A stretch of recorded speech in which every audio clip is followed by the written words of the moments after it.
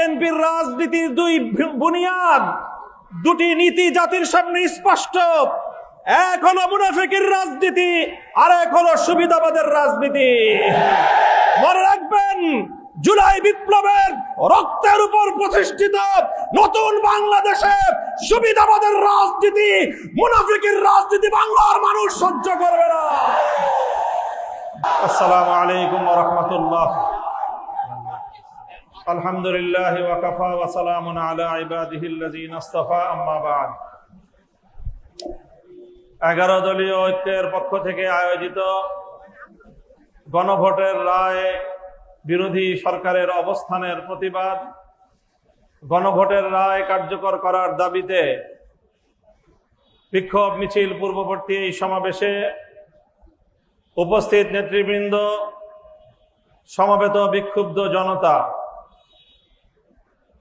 একটা গল্প শুনেছি আমরা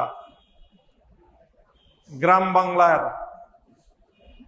একজন মা, সে তার নিজের ছেলে এবং নিজের মেয়ের জামাতা সম্পর্কে মন্তব্য করতে গিয়ে বলেন, আমার ছেলেটা খুব খারাপ, শুধু শাশুড়ির কথা শুনে, আর আমার মেয়ের জামাইটা খুব ভালো, কারণ সে শুধু আমার কথা শুনে।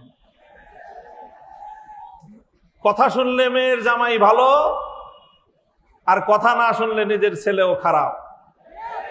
আজকে বিএনপির হয়েছে সেই সুবিধাবাদের রোগ।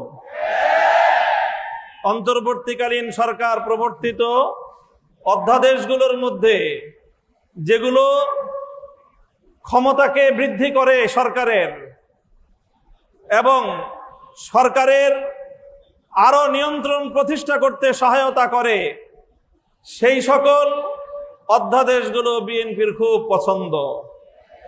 আর যে সকল অধ্যাদেশগুলো, যে সকল প্রস্তাবনাগুলো জাতির কাছে জবাবদিহিতায় বাধ্য করে, সেগুলো তাদের কাছে খুব অপছন্দ।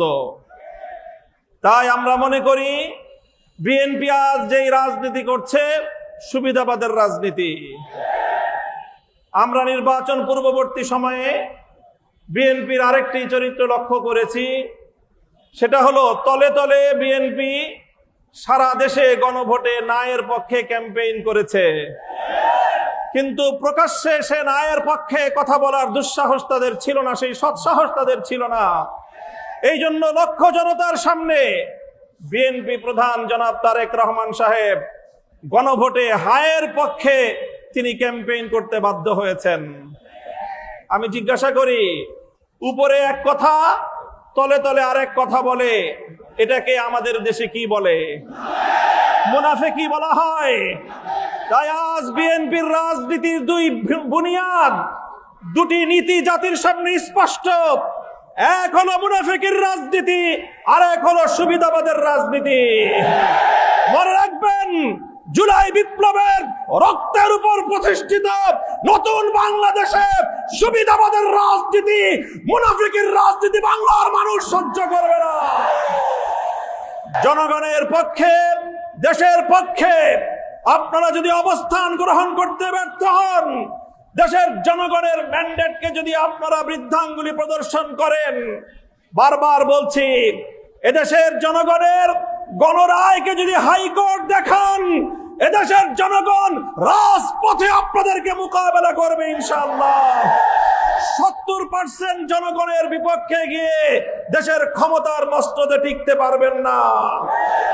শহীদ জিয়াউর রহমান, বেগম খালেদা জিয়ার সন্তান, কান খাড়া করে শুনে রাখেন, জনতার বিরুদ্ধে গিয়ে কেএম হাসান আজিজ মার্কা নির্বাচন করার চেষ্টা করলে পরিণাম শুধু আপনারাই পড়বেন তা নয়, আপনাদের অপকর্মের কারণে দেশপ্রেমিক রাজনৈতিক সংগঠনগুলোর নেতা কর্মীরা 28 আগস্ট কিভাবে রক্ত দিয়েছে ঢাকার রাজপথে, বাংলার মানুষ সে কথা ভুলে যায় নাই। আপনাদের ভুলের খেসারত দিতে হয়েছে আমাদেরকে। 25 বছর পর্যন্ত গুম, খুন আর হত্যার রাজনীতির শিকার হতে হয়েছে। তাই আমরা চাই ভালোয় ভালোয় দেশ পরিচালনা করেন, জনগণের রায়ের প্রতি শ্রদ্ধা প্রদর্শন করেন, অন্যথায় রাজপথে, সংসদে আমরা আপনাদেরকে মোকাবেলা করবো ইনশাআল্লাহ। নাসরুম মিনাল্লাহি ওয়া ফাতহুন করিব।